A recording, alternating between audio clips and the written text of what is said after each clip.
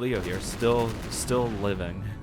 Leo wasn't without a plan. He had talked with their men inside the hotel and gotten to spread the weapons Lee had provided them with throughout the hotel. So plenty of ammunition and weapons were hidden here and there throughout the floors.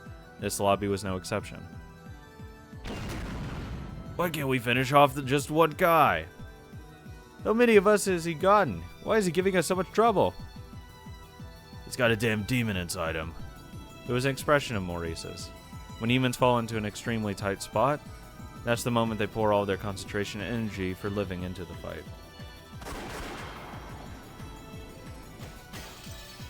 That moment, a target 100 meters away looks like it's right in front of them, and they can take aim as easily as it flicked it with their fingers.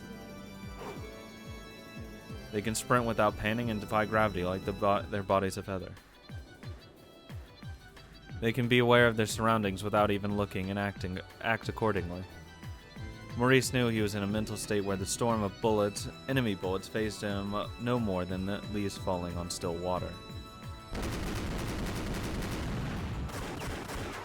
Leo wasn't smiling, though, throughout this gunfire because of his audacity. He had achieved a state of ultimate concentration, which released his mind from all unnecessary details. A mental state that made this entire scene seem like a brat playing in a garden instead of a vast lobby.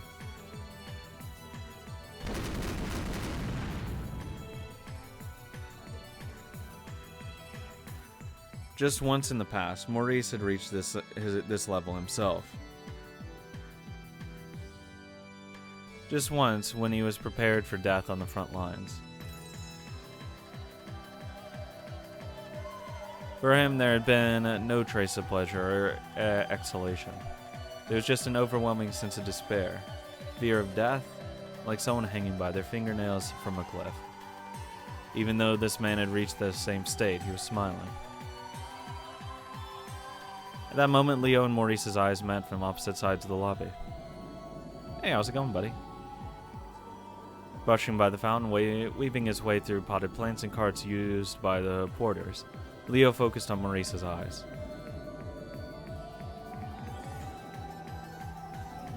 What? Leo! Fuck you. Stop mocking me!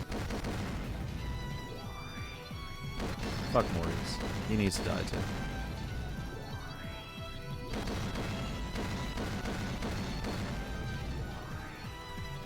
Super close. Holy fuck.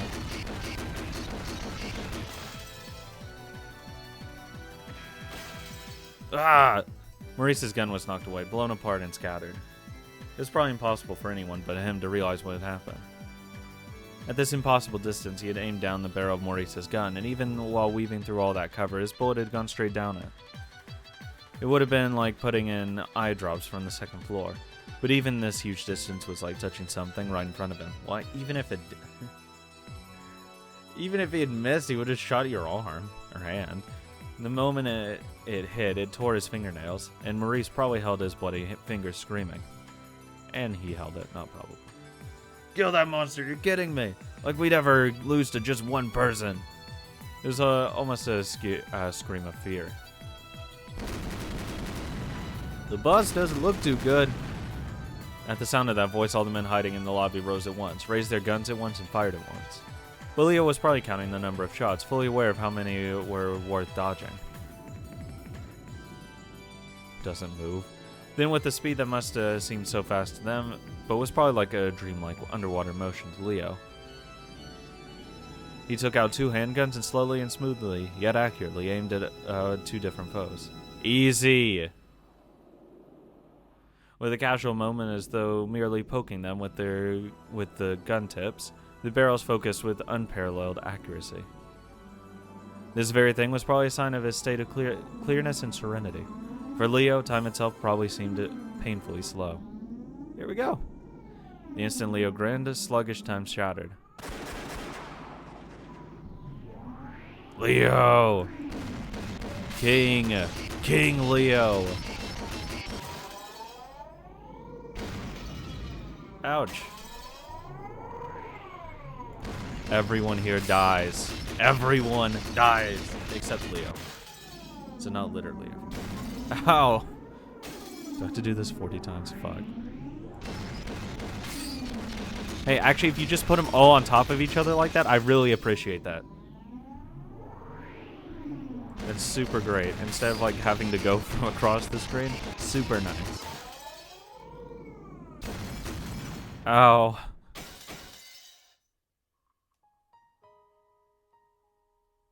I won't accept it. I'll never accept that a monster like you exists. The fear of the battlefield was coming back to Maurice. The fear of the front lines, which he had to take drugs every night to forget. But when Leo saw that look on his face, he grinned and shrugged. How long do you plan on keep on warring? It's 47 already. This is where your war ends, buddy.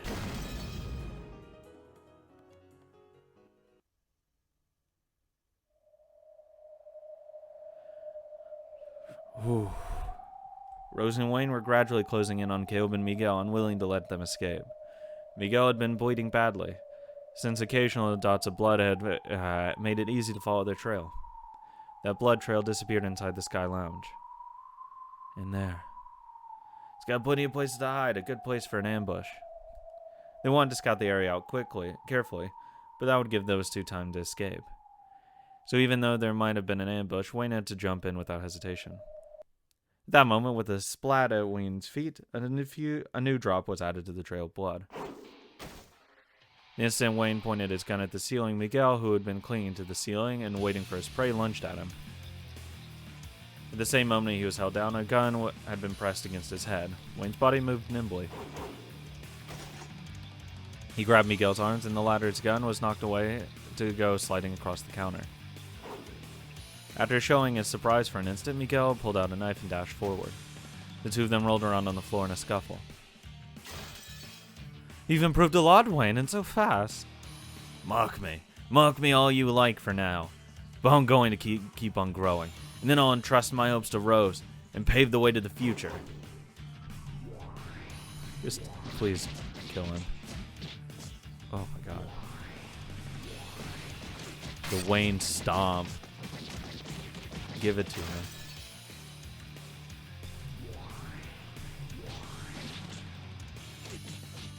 I got that one. Fuck off, Gale. Okay. There's too many fucking battle sequences, okay? There's too many.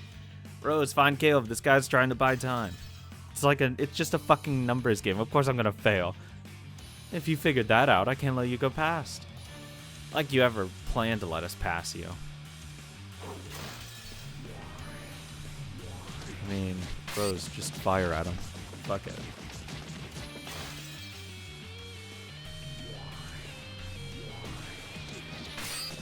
Oh my god.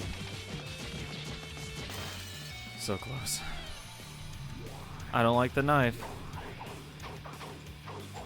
That's one thing I really don't like here. Wayne, why don't you have a fucking something like that? Wayne! Miguel's keen knife edge cut into Wayne's body over and over. Of course, Wayne kept on defending himself by a hair's breadth. He kept avoiding a fatal wound. Even so, it didn't stop fresh blood from flying off of Wayne's whole body every time Miguel swung his knife. Can you have a single fight with me without relying on that? Say whatever you like, you and Rose are gonna die here. But Rose did notice something. Wayne wasn't the only one covered in blood, Miguel was too. When he had protected Caleb, a large fragment of glass had plunged deep into his skin. Each time he moved, blood poured out. All we need to do is make sure we finish each other off. Rose is no match for Caleb alone. Just die already. You really want us to kill each other? Yeah, I mean, seems that way. Oh, fuck. Hitting between cards is the scariest thing in the universe. With missing it. I mean, with just fist movements, if he's doing that, he's wasting his fucking time. Because he's only got X amount of time. And wasting it fighting with fists is just gonna be his death. Please, Jesus, Rose, shoot him. Or something. Well, even then, Wayne's not going to be in a mood to fight after this. If he's cut up like that, there's just no way. Please be a KO.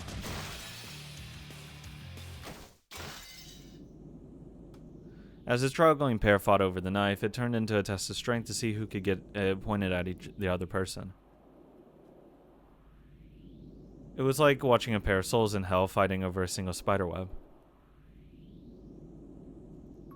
As they fought over the knife covered in blood and with wounds all over their body, it became a scene that would make many people, not just Rose, want to cover their eyes.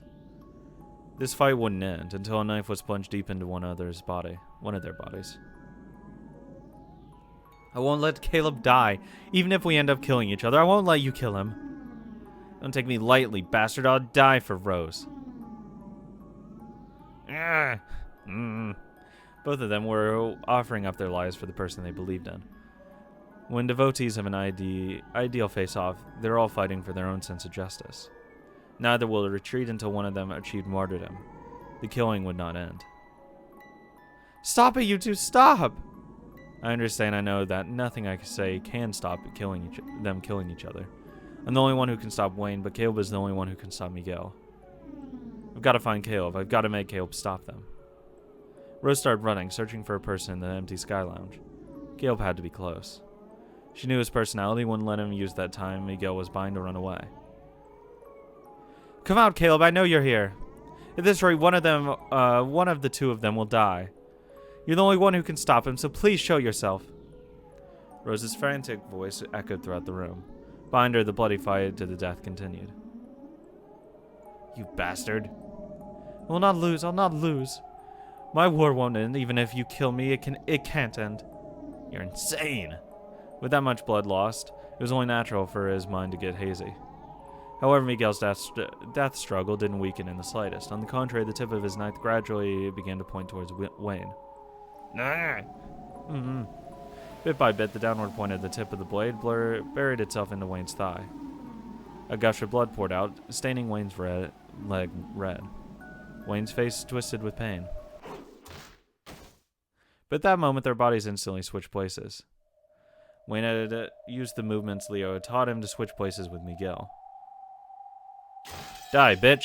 In an instant, the balance between terrible forces broke, and Miguel violently fell toward the counter. Wayne lost his balance and fell down hard. What happened to the knife? Wayne hadn't been able to steal it, but it wasn't in Miguel's hands either.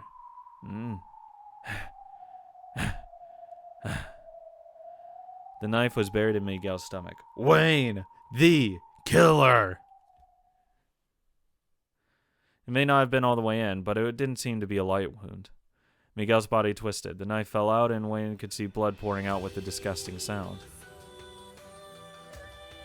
It's over. Spits. Stomps his head in. Will not lose. I will not surrender. Yeah, I know. It's the same for both of us.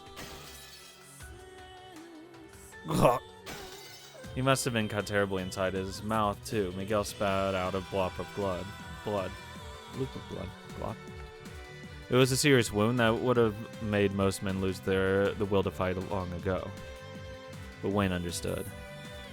For Miguel, no. For both of us, it's impossible to accept defeat while we still live. That ends it, Miguel. Slowly, Wayne pointed the barrel of his gun at Miguel. Miguel was just now starting to stagger to his feet. Don't wait, there's no need to shoot. There's always a need. There's no other way to end it. That's right. Until I lose this life of mine, I will not surrender. Miguel, this is the end. Ah! As he screamed, Miguel grabbed a machine gun hidden behind a pillar and raised it. However, the barrel of Wayne's gun was already pointing at Miguel. Die. Hey, that's cheating. He can't fire first. I have the advantage. I have initiative. Fuck off. I have it pointed at him. It should just be one shot. Tap him in the head. It's over. Thank you. One shot. Head. Dead. Put the gun back. Good talk. With a thunk, Miguel dropped his gun to the floor. Good. The fingers that held it were bent at odd angles. He might not have had enough strength left to even bear the weight of the gun. Though his eyes rolled and he seemed to be somewhat faint, he still didn't let his knees hit the ground. He bent over slowly, trying to pick up the gun. In that case, Wayne would have to pull the trigger one more time. He had to pull the trigger to perform the funeral rites for a man who could easily died already. However, Wayne also seemed to have been hit by a bullet fired by Miguel. It hit him in a better spot than Miguel, but it didn't change the fact that both were covered in wounds. There stood two people who just wouldn't die. My war won't end. Miguel. You're just like me, you fool! Stop it! You're there, aren't you, Caleb? Show yourself! And please end Miguel's war for him. With the barrel of his gun still pointed at Miguel's forehead, Wayne slowly pulled the trigger. Ah! As soon as Miguel let out... Calm down, game. Holy fuck. As soon as Miguel let out a war cry and tried to dash at Wayne, his body froze up and struck like lightning. There was no thunder. Instead, a yell like thunder was what had pierced him.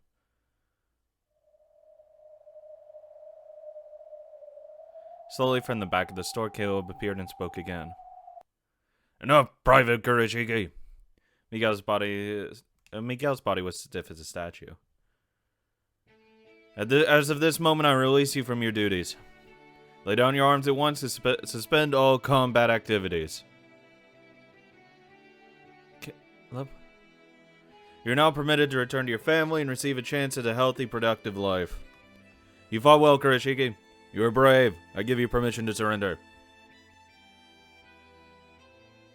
For a while, Miguel seemed to be dumbfounded. He may have been near unconscious due to blood loss, or he may have been wrapped up in some emotion. No one could tell which. However, at the end, he definitely whispered something. So now my war is over. I wanted to die with Caleb. That cannot be permitted. You did well, Kurashige. As of this moment, I hereby dissolve the Caleb family. That is all.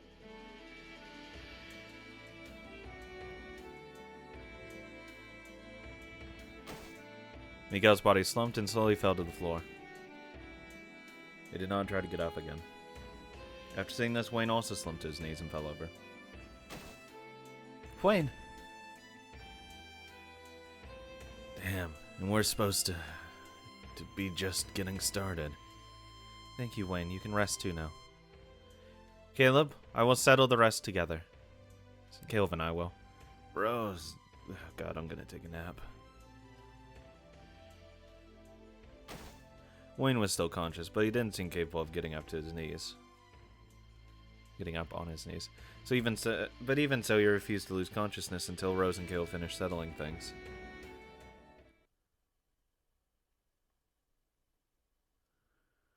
Thank you, Caleb. I knew you were a person worthy of respect. Miguel had told him to gun down the three of them with the machine gun while he bought Caleb time. But Caleb couldn't do it. So he had been unable to do anything except watch. Is that enough? Miguel's war may have ended. However, my war won't. No, I will end it. There's nowhere to run. No one to get in the way. Shall we duke it out, Rose? We should have done this from the beginning. Since the day you came to visit me at Primavera. If we could have done this, we probably wouldn't have brought misfortune to anyone. Maybe if you'd had the balls to do it then, like you do now, I never would have had to play the bad guy at all. Please forgive me. I'll bear all of those sins. So I'll end your war too. Ha ha ha! Perfect! You think you can bear all I tried to bear? And show me Rose Ibarra? No, Madam Rose. Let's begin.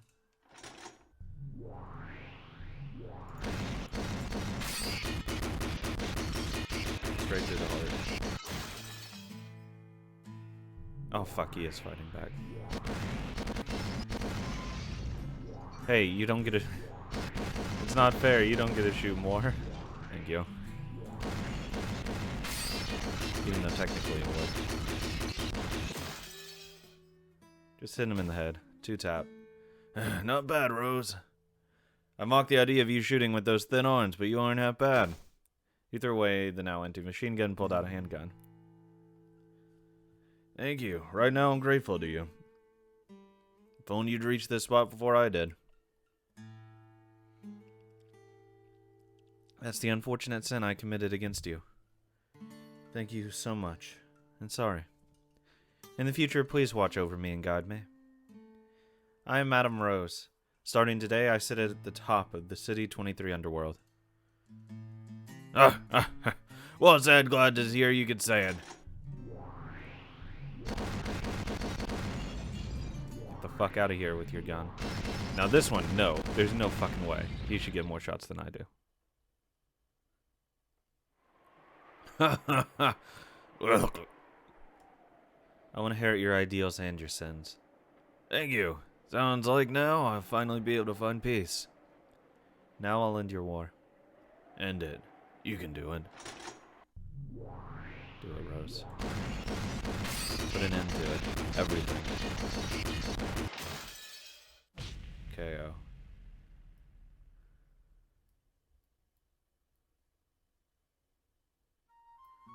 Friday, October 20th, 1947, 8:29 p.m. Exactly 2 hours after Caleb appeared at the Belton Plaza Hotel, the curtain finally fell on this night of roses and guns. The police showed up late to the Belton Plaza Hotel. When they arrived after being sent running about by bad information, what they saw was a destroyed lobby, a large number of men lying on the floor. And in the center of that lobby, with a strange sense of magnificence about it, was a single empty chair. The car raced through the nighttime city. It passed by several emergency vehicles with flashing red lights. Rose was holding the steering wheel. In a passenger seat, a worn-out Leo finally lit a cigarette he'd been holding in his mouth for some time. In the rear seat, Wayne, who should have been nearly dead, was lying down with a huge smile on his face. Were you able to talk with Caleb? Yeah. At the end, he entrusted me with his ideals. That's great. So, the weight's finally gone from his shoulders, too. I believe he was able to find peace. I think Miguel was, too. Can't understand all his craziness, but Caleb's words were probably enough to lift all of that from his shoulders. I wonder if I could do that, too. Just like Caleb, could I say words that would reward the people who are so close to me? They risked their very lives. You could. I know you could, Rose. Wayne, thanks so much for what you did today. I'll never forget what I owe you for this day. When we get back to the club, I'd better reward you a lot. Rose, your words are too good for me. Good. Either the strings of tension holding him up had snapped, or else those words of congratulations helped him drift off. Wayne fell down asleep and started snoring. Leo and Rose giggled. I get a bigger reward. Eat it. Eventually, they could see Primavera and the emergency vehicles crowded around it. They could see Stella and Meryl and the other girls notice them and start jumping and waving.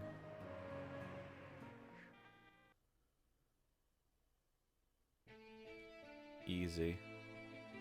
Thereafter, this became known as the nighttime incident of roses and guns. Wow. Really? The one who named it had been deeply involved in both sides of the fight, a man named Maurice Monobe. Not just him, but all of those involved in this incident spoke about what happened that night. The legends of the 7 men and women, led by Madame Rose, who defeated the tyrant Father Caleb, ruler of the Caleb family, in a single night. In particular, the legend of Ryoshi Shigami, the man who held dozens of men alone in the Belton Plaza Hotel lobby, lasted for a long time in City 23. However, astonishingly little was ever written about this in the records of public institutions and the press. It was rumored that the GHQ had clamped down on any information, preferring that at disagreeable points such as a rebellion and insurrection be kept quiet. So this incident was only recorded by those residents of the world of the night who knew about it. Even so, the story of this long October 20th night was passed down for a long time.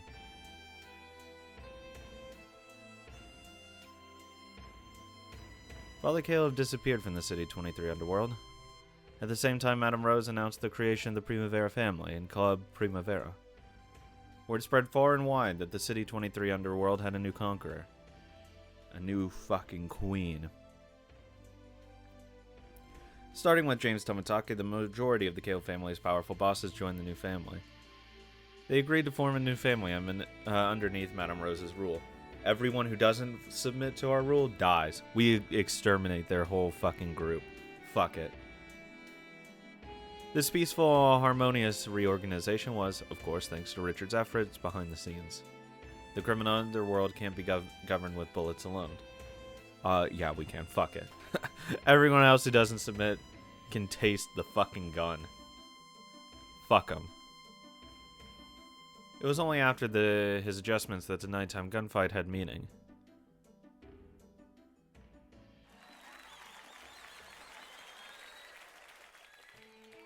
Primavera was playing host to even more people than that legendary dance party.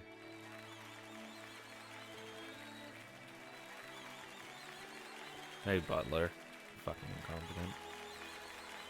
It was filled with the chatter of voices of the main bosses, starting with James Tomitake, who would become the core of the new family, as well as officers from the occupying forces, heavy hitters from Chinatown, and a businessman of their own nationality who wanted to be the first to offer their support. Of course, the lovely leading members of the Primavera Alliance were also gathered there, making for a much brighter scene than you'd expect from an underworld conference. In the center of all this, Rose walked up to a podium. There are several accounts describing the heavily applauded speech Madame Rose gave that day. If all the people in the world could love their neighbors, the world would surely be filled with benevolence. Yeah, but that's not how humans work. If all the people in the world refused to balk at taking on unpleasant jobs for their neighbors, surely the world could never be filled with evil. With turning his dream into reality as our guiding principle, this dream, we announced the establishment of an organization for cooperation and mutual aid between our countrymen. To save our countrymen, we must take the initiative and work hard, dirtying our hands so that none of our countrymen have to get their hands dirty. In this dark era, I never got involved in anything that wasn't linked to satisfying my own self-interest. But then, for the first time, I felt as though I had done something to help another person. This is what James Tomitake reflected upon in his writings about the Primavera establishment ceremony. The bomb called Caleb was gone, and the occupying forces in Chinatown, along with the majority powers in the other cities, celebrated the birth of the Primavera family. For about 8 days, then it goes back to being a hellhole. At today's ceremony, many people showed up. Not only Lee of the Golden Dragon Society, but also the Bajian Bang from City 8, and the Castiglione family from City 7. The high-ranking members of the Satomi Alliance in Chiba, everyone welcomed Rose's speech with applause and gazes of admiration. Of course, it was all for show. They were planning to eat into City 23 if Primavera showed any weakness. They are only congratulating Primavera now because they look down on them as being an easier opponent than Caleb. Would this new force be convenient or inconvenient to their interests? Until they could tell, they would probably continue to congratulate them on the outside. After that, the death match for the underworld, where the interests of the power from all cities collide, would begin. Again. Hey, Butler. Glad shit hasn't changed at all.